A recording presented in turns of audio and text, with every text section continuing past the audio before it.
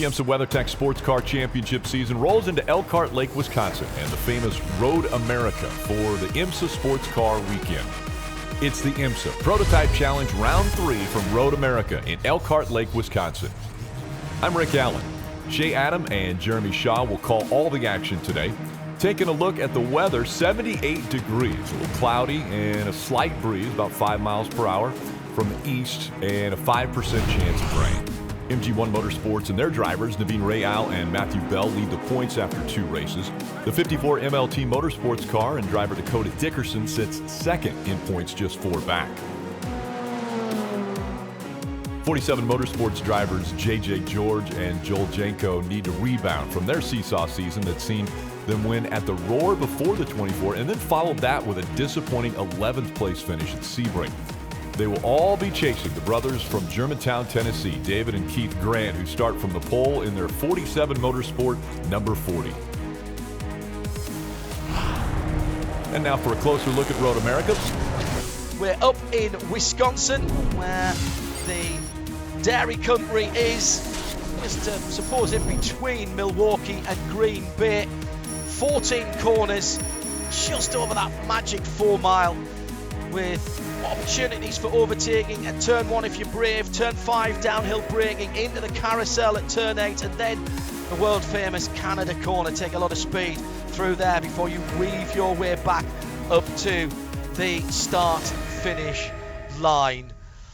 What we've got this afternoon are the Prototype Challenge cars that are out on their formation lap. It'll be Shea Adam to call all of the action, but first here's Jeremy Shaw to take you through the grid. There will be 13 cars on the grid for today's third round of the 2020 IMSA Prototype Challenge. On row 5 is Bruce Hamilton in car number 60, the Volvo Racing Ligier.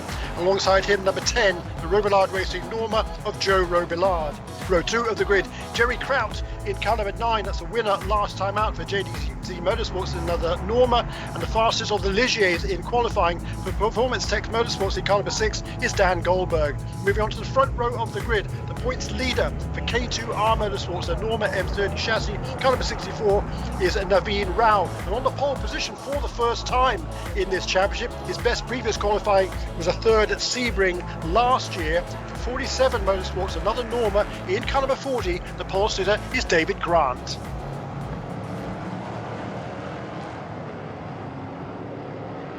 Need to stay patient, guys. Don't get antsy. We've seen this go terribly wrong just a couple weeks ago in the IndyCar races, as a matter of fact.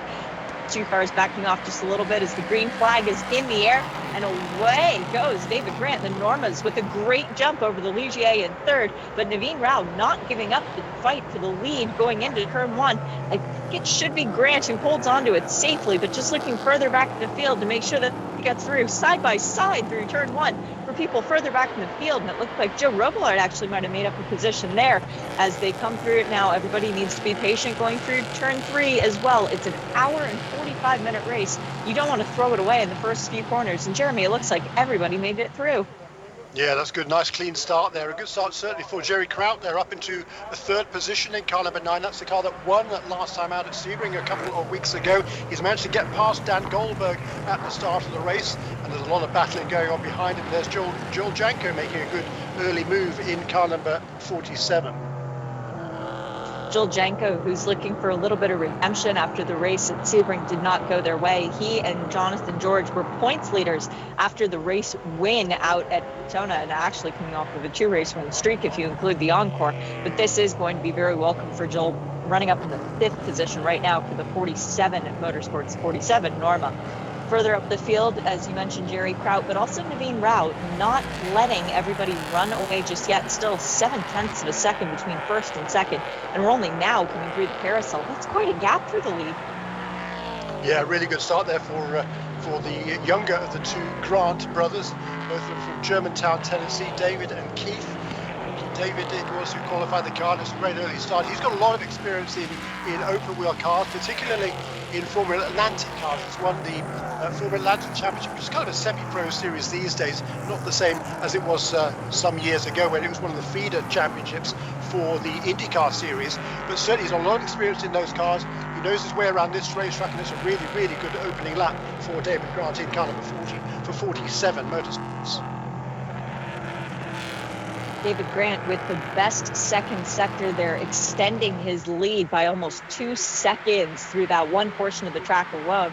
It is the longest section of, but a very impressive start from David. And as you mentioned, Jeremy, the two brothers, they found almost a second worth of pace between qualifying and the practice session. So they were very pleased to see that first pole position go their way.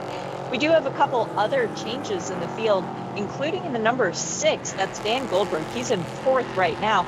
He's sharing once again this weekend with Rasmus Lind. That was a very late decision. It was supposed to be Blake Mount sharing the Performance Tech car, but Blake unable to make the trip due to some travel issues. So that's a good opportunity for the young Swedish driver Lind once again. Yeah, in fact, he was actually he wasn't feeling good when he got to the airport. That was a travel issue, so he turned around and went home.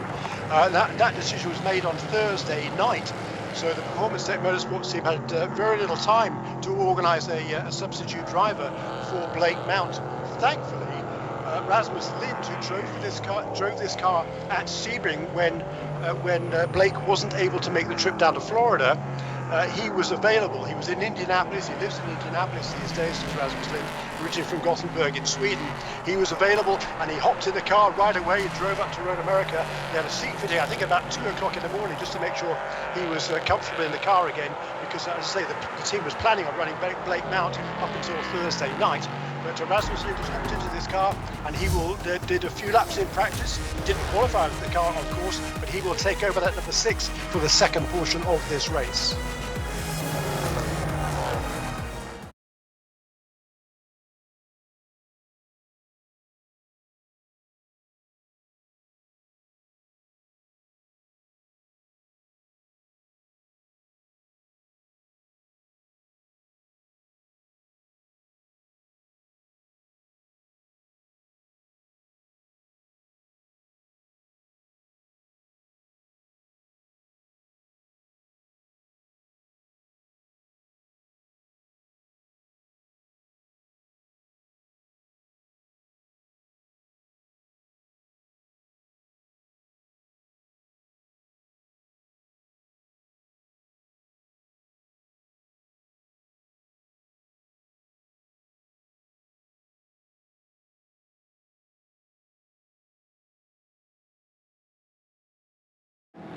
And there's a good view of the cars going down the hill underneath the Bridge and Strachan sign down towards turn 3. A super midfield battle here with Cameron Castles now trying to make a pass on Joe Robillard. The key, though, to making a pass down turn 5 is to make a good exit to turn 3, which he didn't really seem to do that time. Castles did. Instead, he's maybe going to come under pressure again from that car he just passed. But he has to defend the inside line down into turn 5 because Cameron Castles instead of putting himself in a position to be able to challenge. There's a spin. Number Mr. 74, Excitement, John Brownson. Yeah, John Brownson, Mr. Excitement he's known as. That's probably why. Let's have a look at just gone on the throttle a little too hard coming out of turn 5. That's a shame for John. He'd made some good early ground in this race and was trying to chase after Dan Goldberg, who of course was already spun himself. That's a shame for John. He's switched teams for this weekend. He's now driving for the 47 Motorsports team, and he has a new co-driver alongside him as well, but that's going to set that car back again in this race.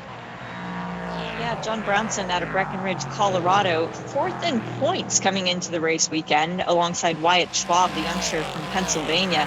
They've driven together. Well, have they driven actually in the past, Jeremy? I know Wyatt's been with Performance Tech for many years in the past in this series, but that's a big difference for John Brownson to switch cars and teams. Yeah, it is. It is not easy for him to do that, and at least it is the same sort of car that he has driven before. This is a normal chassis, but yeah, this is going to be again. Yeah, the younger driver, Wyatt Schwab, is just 19 years of age from Millersville, Pennsylvania, and he's a youngster who's got big ambitions in the sport, and he just wants to show what he can do later in the stages in this race. Here's a move now for Joe Robillard, trying to make a move on Joel Janko as they head toward turn 1, not able to pull it off this time. No, but he's driving very smart, is Joe Robillard. That's a couple of times now where he has had an opportunity to pass and decided that honor is not the better part of valor. It's not the opportunity to try and make the move. So he's being very patient. I do appreciate that from Joe Robillard, who's sharing the car with Stephen McAleer, yet to take over. Stephen's got a lot of laps around Road America in the Michelin Pilot Challenge Series. He's a former champion of that. So he's been around here in, well, almost no downforce cars. It's going to be fun to see what he can do in their Norma later on. It's still David Grant who leads, by the way, with the best lap time. He is well and truly clear of the competition, 7.5 seconds away from Naveen Rao in second, who himself is 4 seconds ahead of Jerry Kraut in third. So that's 40 leads 64, leads 9. Back in the fourth position, we have Dom Cicero, who's in the 54 MLT Motorsports Ligier. It's a good story from Dom, too. Seeing his name on the entry list for the first time last weekend, or excuse me, the last time out at Sebring, where he and Dakota Dickerson actually finished in fourth. And I thought they were going to get to the podium, Jeremy. Yeah, they had a good run there, certainly, and it was a super competitive race last time out at Sebring. This weekend, though, it's a different story, as you say. David Grant just set a new fastest lap last time around at 2 minutes 0.5. He's gone quicker again as he crossed the line now. 2 minutes 5.5 there for David Grant. So he's now into the groove and pulling away. You can see this main battle, this main group of cars just coming through Canada Corner. So they're better part of half a mile or so behind already. And we're only, 7 laps into this race. Still an hour and a half remaining, so plenty of time, of course, for things to change. A really good opening stint for David Grant, and this battle that's coming up towards the line now, Joel Janko is having to work hard to keep Joe Robillard behind him. How much fun is this? Joel Janko, the Florida Keys resident, versus Joe Robillard, who calls home in New Jersey. Some very different atmospheres that they're used to. Robillard looks down the inside of turn 1. There was a little bit of a love tap from Joel Janko as he turned down in, and Robillard makes it through, but now Castles and Thomas are both right there too, and Thomas looks like he's going to try going down the inside. And does he make it stick? Yes, he does. That's 2 position loss for Joel Janko. Yeah, that was a good move, wasn't it? That was very tidy. Yeah. Let's have a replay here of Caranche. Joe Robillard waited. He waited so many laps to try and make that move work, and he just stuck the nose down the inside at the right moment as we have 2 spinning cars on track and contact made. The only victim not affected there was Cameron Castles, who managed to keep driving, but there is damage to 2 cars, and 1 car is actually stuck in the sand trap. Number 60 is Bruce Hamilton. He's continued to drive, but he has right front suspension damage. Don't think he'll be able to actually make it all the way back to the pit lane. The other 2 cars are still stopped at turn 5. That's car number 11, including Stephen Thomas, one of the solo drivers that we were talking about. I think he was one. Yep, he has left front damage, so he made contact with the 60. We did still have 1 other car problem out on track. That is the number 60 of Bruce Hamilton trying to make it back to the pit lane. There was 1 other car affected there. I believe it was Joel Janko. But there is debris all over the racing line at the exit of turn 5. I can't see how we're not going to go to a caution for that one, but we are still green right now. Yeah, that was a most unfortunate incident, and maybe we can have a look at the replay as to what happened. Just coming down the hill into turn 5, and Joel Janko just left his braking way too late there. Carried into the back of which car was that? One Number 11 car, Stephen Thomas. Yeah, Stephen Thomas spun 11. Him around, and then poor old Bruce Hamilton there comes along in that Volvo Racing Ligier and is unable to avoid the contact as well. So that was just a really unfortunate incident all around, and you have to say it was unfortunately another mistake there from Joel Janko, who really precipitated that whole thing by running into the back of Stephen Thomas. I will tell you one thing though, Jeremy, we talked yesterday about Cameron Castles having a lot of bad luck. His luck has changed, because if he had gone anywhere but where he did, he would have wound up hitting another car. We have stayed green under all this time as the cars continue to make their way back to the pit lane, but there is so much debris at the exit of turn 5. I can't see how we wouldn't go yellow to try and clean all that up. The incident is under review by race control. So that is something to keep an eye on. It's been an eventful race for Stephen Thomas, one of the drivers doing this race solo in the number 11 K2R Motorsport car. Remember, he was the car that went 4 wheels off at the kink earlier too. So he's going to be counting his lucky chickens at this point that, well, that's one bad incident, that's two bad incidents. As we go full course yellow with 1 hour and 56.5 minutes remaining of this race. Remember, pit window not yet open, so you can't even come in to do your driver change.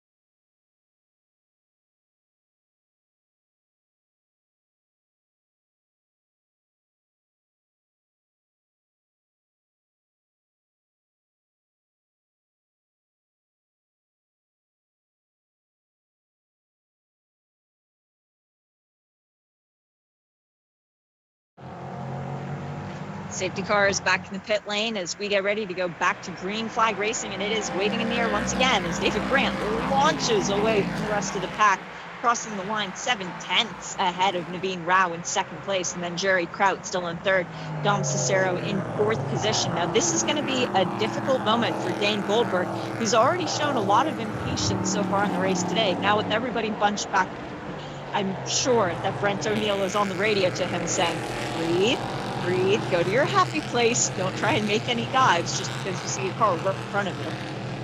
Yeah, you're right, except Brent O'Neill will be a lot more forceful, I can tell you. He'll be on the radio to say, Dan, do not make another mistake. He'll make it perfectly clear. If you can make up some ground, all well and good, but do not risk anything. Just keep that car where it is. The car is in good shape. It's had a spin. There shouldn't be any damage to that number 6 car, so the car should be fast, and we know that Rasmus Lind is super fast, so once he gets behind the wheel of that car, we'll be looking to charge in the later stages of this race. The super glue didn't work, Jeremy, and the 60 is back in the pit lane, so Bruce Hamilton perhaps now feeling that wonky right front wheel as the battling out on track is heating up, and for that Dan Goldberg car, well, the bait is being dangled right in front of him. The carrot is right there. The carrot, unfortunately, is the MLT Motorsport Ligier of Dom Cicero. So this is going to turn into a feisty little battle, too. Going through the carousel now, coming out, they're going to go through the kink and then have that nice long run down to Canada Corner. We need Goldberg to be patient and to make his move when he feels like the window is open, because I like Brent and Gwen O'Neill a lot, and I know that what you said is true, Jeremy. There will be some forceful language going back and forth. Yeah, Dominic Cicero is doing a nice job in the early stages of this race in at MLT Motorsports car number 54. He qualified pretty averagely down in the 8th position.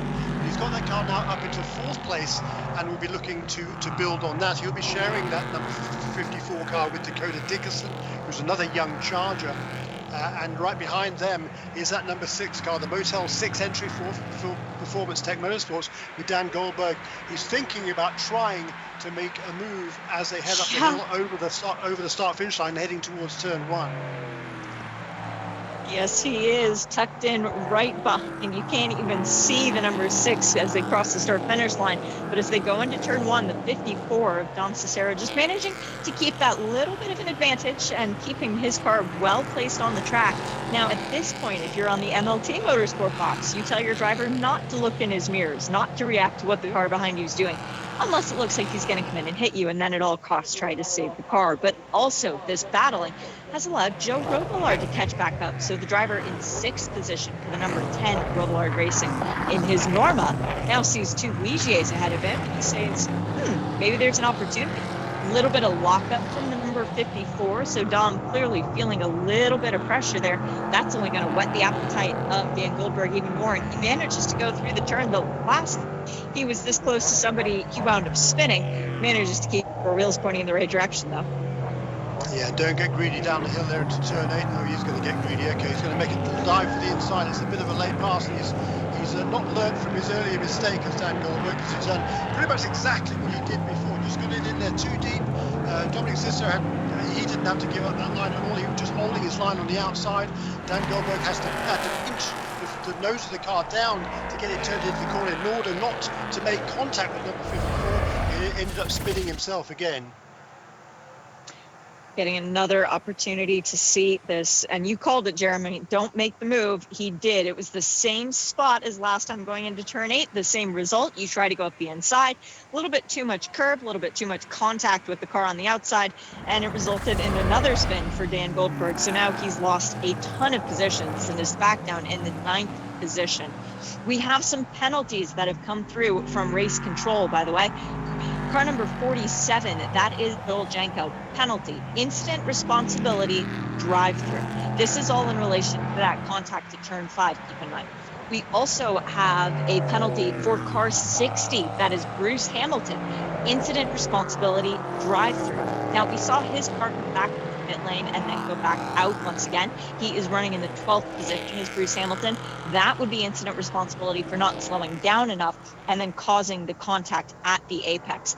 As Joel Janko is in now to serve his drive-through for hitting the backside of Stephen Thomas to begin the whole kerfuffle. So at least race control has checked the incidents. They have given out the punishments, and now we can put that behind us and go back to some good old motor racing. Yes. So it goes from bad to worse, doesn't it? I'm not sure what Bruce Hamilton's that incident responsibility was for. Maybe the race control thought it must have been some other incident, I believe, rather than that incident we saw down in turn 5 where he appeared to be kind of an innocent victim. I don't know, we'll see. Anyhow, that car is out of contention in any case.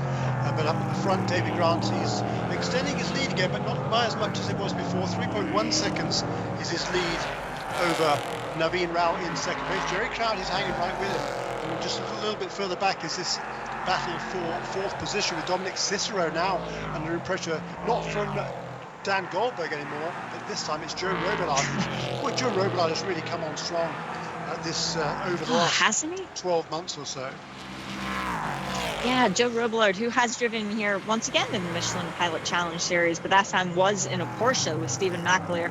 So he knows at least which way the track goes, but he's just driving with such confidence, Jeremy. He's almost like a different driver as opposed to last year in the series when he did do most of the races. He and Stephen McAleer not driving together at Daytona, but they did drive separate cars for most of the season. McAleer winding up second in the championship with 2 race wins, one coming at Sebring and one coming at VIR.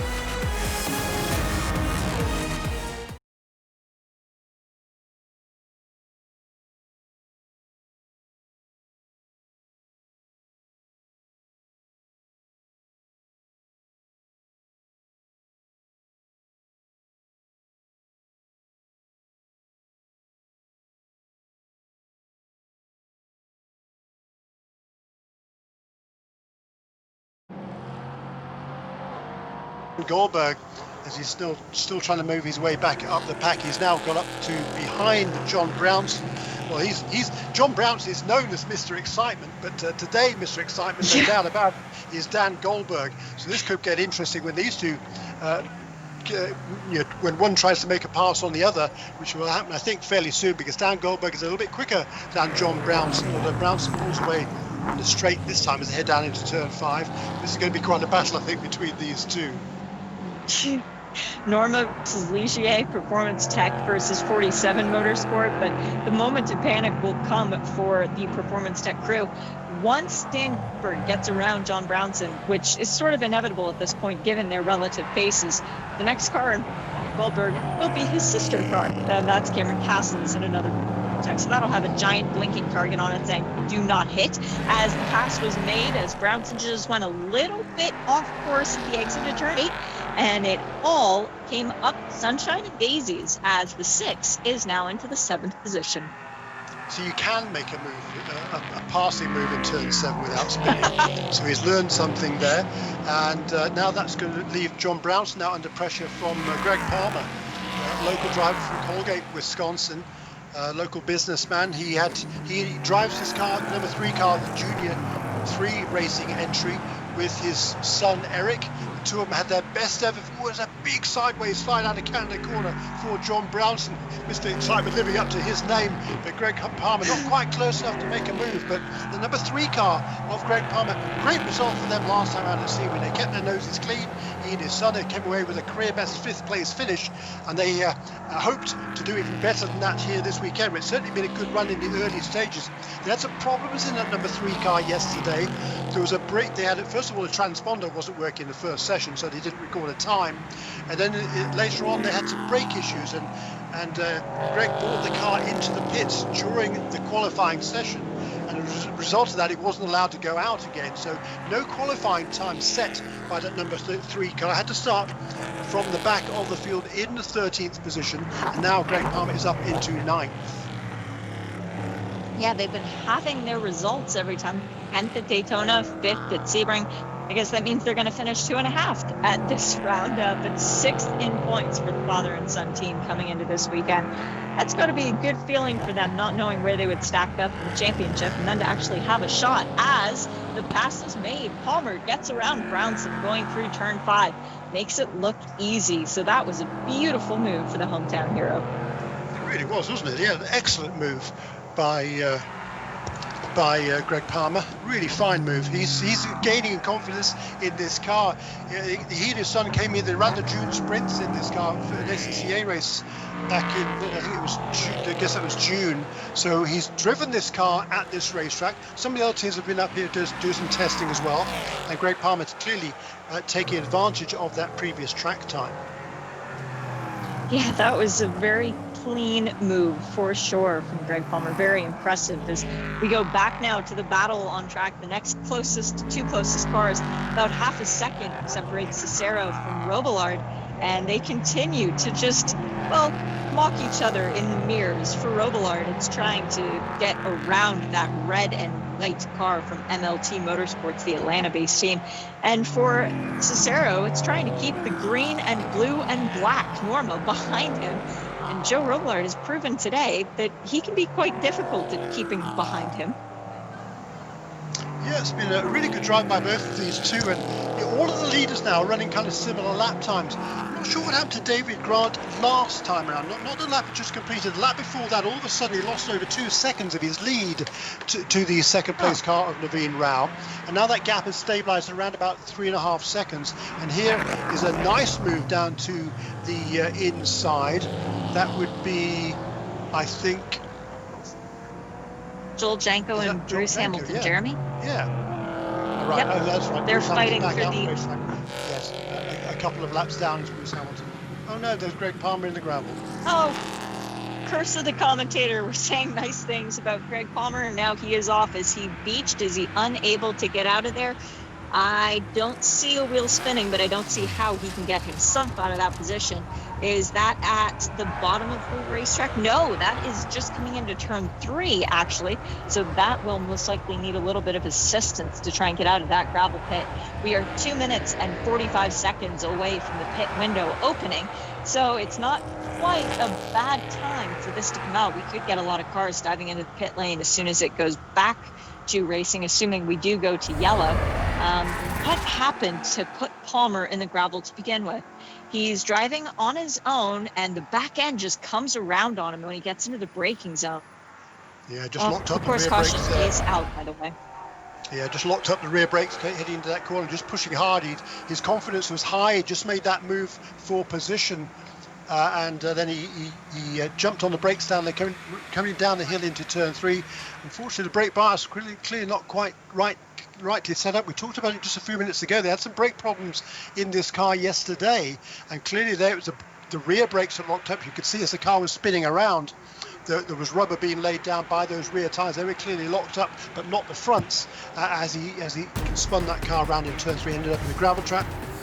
Everybody going slow, coming down the front straight, waiting to be picked up by the safety car, the Chevrolet Corvette C8, the street version.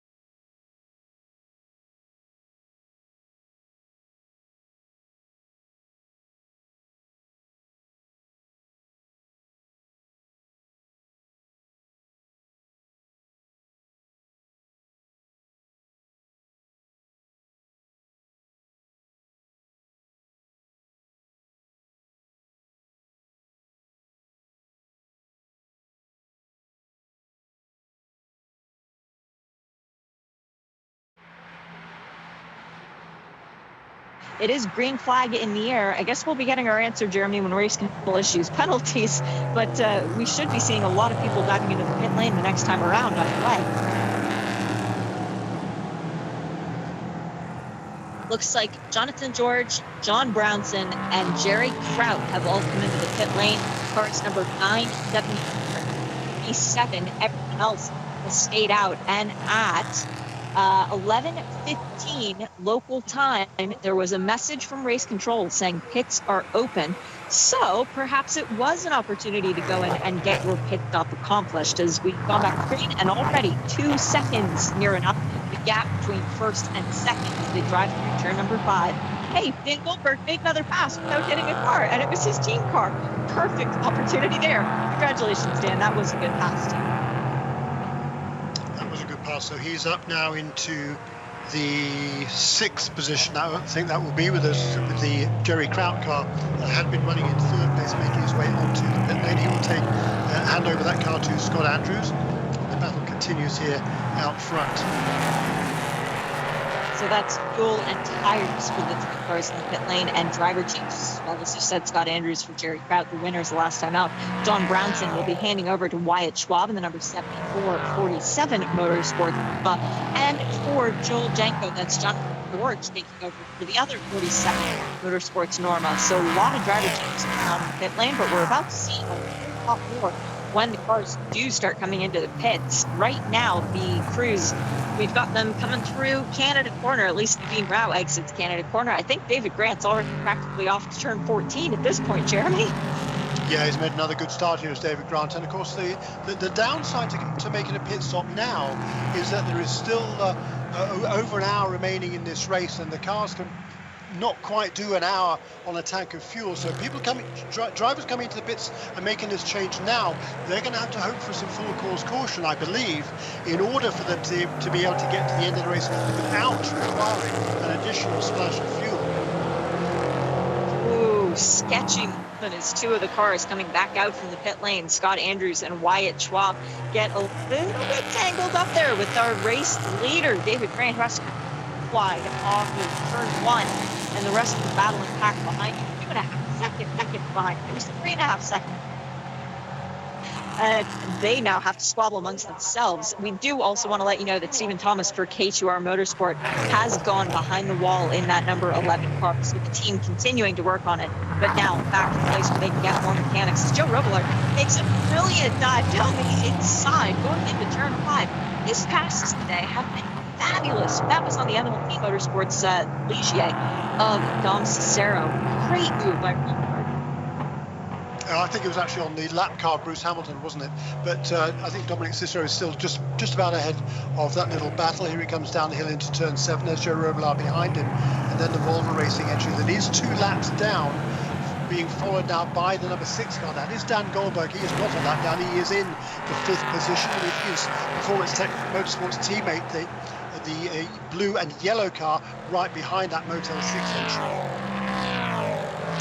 And Robillard now looking at the Cicero car. I gave him credit for making the pass before he actually did, and that time he gets it done at the exit of the carousel before even getting to the tank. Robillard now up into the 3rd position. Still owes us a pit stop, and when he comes in, it will be Stephen McAleer, the Scotsman, taking over. As cars are dropping wheels, that was Dan Goldberg dropping 2 wheels off to driver's left before braking into Canada Corner. We saw a Scotsman do a very successful pass at that point on track last year in the rain. That was a moment there for Dan Goldberg. I'm sure that would have caught his attention. Yeah, the moments are not new to Dan Goldberg in this race. It's been an eventful race, hasn't it, for him so far? Let's have another look here, though. This at a replay heading into Canada Corner. Dan Goldberg's on the grass as they take that sort of final kink, not the kink, before the right-hander at Canada Corner, but he gets away with it. Goodness, that was very, very close to having a gift-wrapped front of the Performance Tech Ligier with a lovely little WeatherTech banner on it, but he managed to pull it back out on the track. And I'm sure that the people in IMSA marketing will be very grateful to him for not knocking over one of their signs, as they do have to go back out and set those up throughout the day. And hello to all of our friends in IMSA, by the way, who are there enjoying the beautiful weather this weekend. I've actually heard from a couple of people, including Aaron, saying that the weather is ideal at the moment, as we have 57 minutes, 45 seconds left in this race. And you've got to be thinking that the second drivers are all up on the wall right now, Jeremy, all with their helmets on, all going, come on, I want to go drive around Road America. Yeah, that's right. And with 57 minutes remaining, I would say possibly this lap or the next, we will see the leaders coming into the pit lane. They should be able to run flat out from there to the end of this race course. Being a 4-mile racetrack, since Joe Robillard running way wide at the exit on turn 7, but Dominic Cicero not quite close enough to make a repassing attempt there, so he has to tuck in behind him as he heads through the kink. And now that the slipperiness of the Norma over the Ligier is really apparent on the straight. They come out of the carousel, the Norma of Joe Robillard able to march away from Dom Cicero in at number 54 MLT Ligier. I wonder if maybe Robillard had just gotten the call, boxed this lap, and it caught him out by surprise because he doesn't want to give up his seat in the car just quite yet. It was one of those weird instances of just running a little bit too far off the track, as if perhaps a little bit of distraction had come into play. But this train of cars, Robillard, Cicero, Goldberg, Castle, and LaHaye, not too far, well, no, he's 7 seconds behind, but they all decide to stay out this lap. And now our leader has a little bit of traffic behind him. Is that a lapped car, perhaps, Jeremy? Our leader? That's the number one. Yeah, that's Scott Andrews. He's right up. Scott Andrews just set the fastest lap of the race. He's taken over that number 9 car. He's a lap down at the moment and trying to make that lap back again to not. This is not a pass for position in the race. It is a crucial pass that Scott Andrews will want to make. And continue to turn some good laps here and make up that deficit for when the other leaders come in to make their pit stops. But I very much doubt that the number 9 car, unless there's another full course caution, can get to the end of this race without requiring a splash of fuel before the finish. Certainly not when Scott Andrews is driving it with that much vigor and excitement. Set the fastest lap time the last time around, did the young Australian.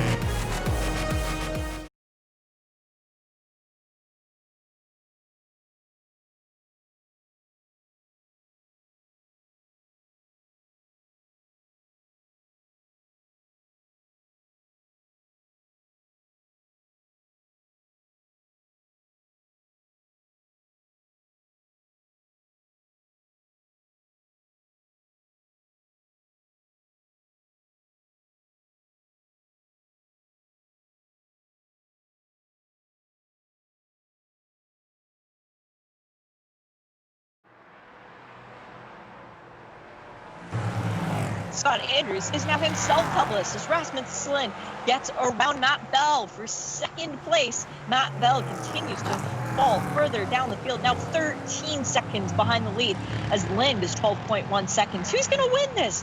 No idea. It always turns into a fuel race at the end of Road America.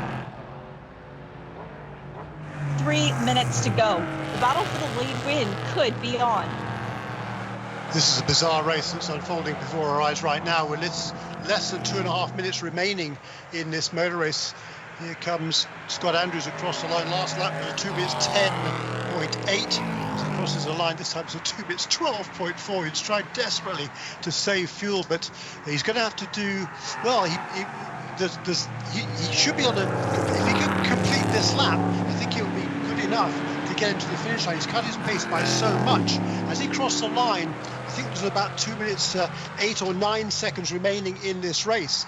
So it looks like he might be able to make it, but for several other cars, they're running out of fuel, and that's bizarre given the fact that number 9 car has gone a lot longer than everybody else in this field. Who is that just pulled off, Jeremy?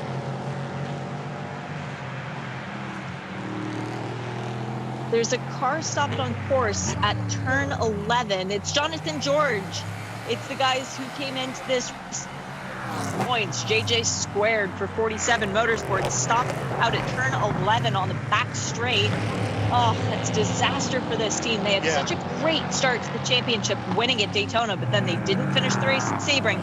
They're not going to finish the race here either. I'm not surprised at that, because that number 74 car came in on the same lap as did the number 9, the 47 car also. They are both stretching their fuel loads at this lap. It looks like they're going to be able to make it, but Scott Andrews, he's still got a pretty handy lead over Rasmus Lind, but where is Lind now? There he comes now out of the carousel. Yes, Rasmus Lind, 8.4 seconds behind the leader. Wyatt Schwab behind him, and Matt Bell getting passed by another few cars. Schwab goes right in now. That's the battle for second place heading towards Canada Corner, and Rasmus Lind is defending for all he's worth there over the number 74 car of Wyatt Schwab, and right behind them are Keith Grant and Dakota Dickerson. This race isn't over yet, just one corner to go. No, but the problem is, Jeremy, one corner to go and 6 seconds until time expires. Massive fuel save going on right now for Scott Andrews, because timing is up.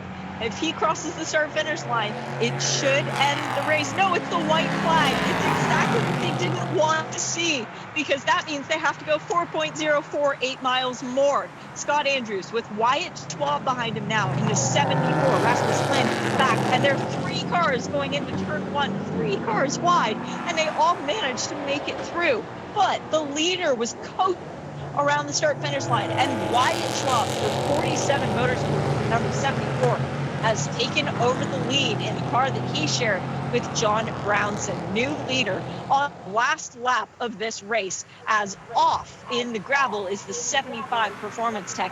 That was Max Hanratty. The question is, does Wyatt Schwab have enough fuel to make it around to the start-finish line again? Keith Grant looking down the inside of Dakota Dickerson in turn 5. Makes the pass. Does he make it stick? Yes, he does. He does. But Dickerson still with enough momentum to look back down the inside, going into 6. He's there. The pass is Dickerson, and he makes it stick back. So Dickerson still in second place as Wyatt Schwab is the leader. And now the fight's on for third as Grant goes off the track after a little bit of an issue there with Scott Andrews. I didn't see any contact between the 2 cars, but there could have been a touch as Grant manages to get back on track and continue around. Yep, I think there was a little bit of contact with Andrews there, the former race leader. Wyatt Schwab is leading. We have car 75, Hanratty is up the course in 12, so there will be local yellows around there. Paul LaHaye was just stopped off the side of the track at the exit of the carousel, but the battle for lead is on. Here comes Dickerson. Wyatt Schwab defending to the inside line as they head into Canada Corner. Doing a good job there to make sure there's no way through for Dakota Dickerson. Now less than half a mile to the finish line. But do they have enough to make it up that very steep hill out of turn 4? Dakota Dickerson looks to the inside. They're side by side coming out of 14. Now it's a track race up the hill. Who has enough left in the tank to make it a win? Dickerson pulls ahead ever so slightly. Dickerson getting the lead. Dickerson getting the win. MLT Motorsport, car number 54, crossing the finish line first. That means Dakota Dickerson and Doug Cero win this race after pretty much everybody else runs out of fuel, and there are cars everywhere across the racetrack. It's going to be a very busy couple of minutes for the Road America Safety Control as they go out to reclaim all of these cars.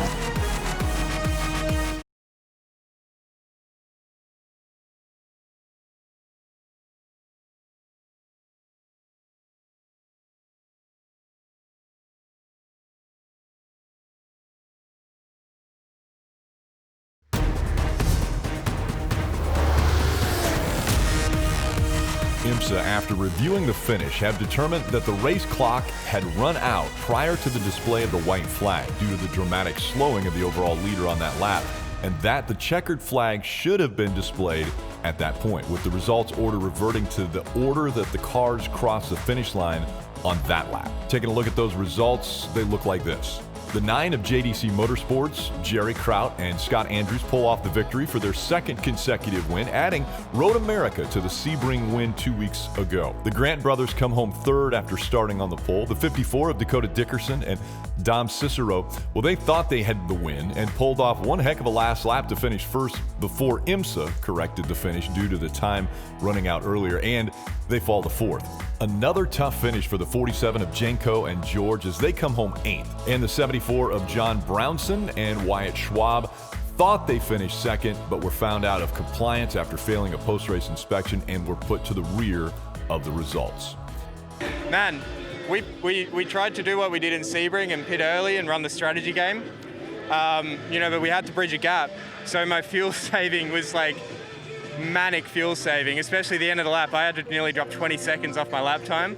So I was just like flat out on the radio with John Walco and John Church and just like, how much fuel have we got? How much can I go? Like, can I push? Can I go full throttle? Like, man, it was nuts. But big thanks. They won this on strategy. Going into the race, I think that, I think the K2R boys definitely had the pace.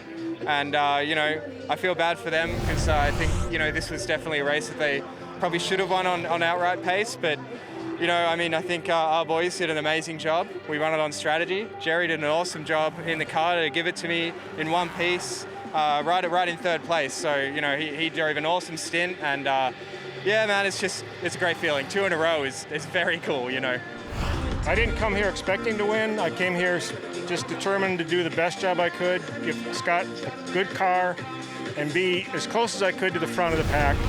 And that's what I did. I didn't think about that strategy. I hoped for it, and it worked. I was very tense on the timing stand in the last half hour. It's the longest half hour I think I've experienced in a long time.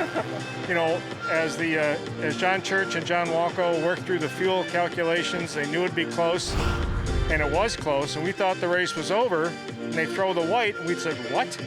And then, fortunately, the race was over, and we won. So we're very happy. And IMSA is a great organization. I can't say enough about them. They treat drivers and crews so well. So thank you, IMSA. Good afternoon, race. Taking a look at the championship points after round 3, Rayo and Bell still sit at the top of the points over second place Dakota Dickerson. JJ George and Joel Janko stay in third after their 8th place finish. Dan Goldberg sits in 4th, 13 points back, and rounding out the top 5, 15 points back, are Keith and David Grant. Next race for the Prototype Challenge comes in a few weeks during the WeatherTech Sports Car Championship weekend at the tricky 18-turn, 3.27-mile road course called VIR in Alton, Virginia. We'll see you then. Thanks for watching, and don't forget, NBC is your home for motorsport and the exclusive network for all of IMSA sports car racing in 2020.